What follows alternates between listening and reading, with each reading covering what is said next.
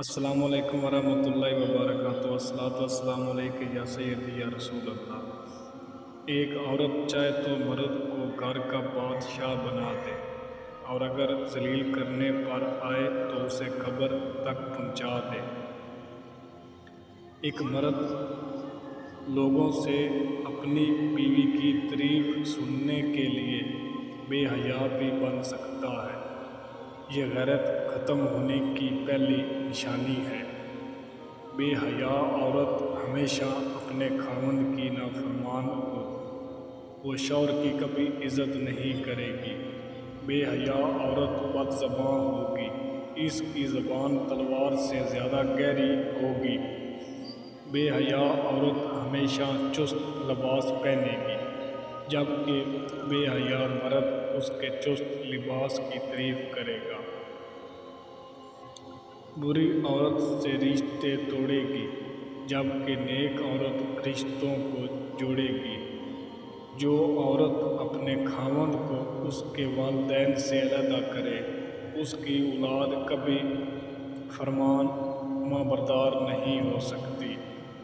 وہ عورت کبھی بھی اچھی ماں نہیں بن سکتی جو اپنی ساس سسر سے بدتمیزی کرے۔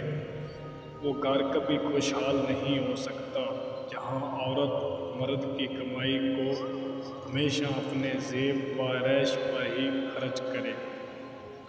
اس مرد کی عمر کم ہوگی جس کی بیوی اس کی صحت کا خیال نہ رکھے، اسے اچھا کھانا نہ کھلائے۔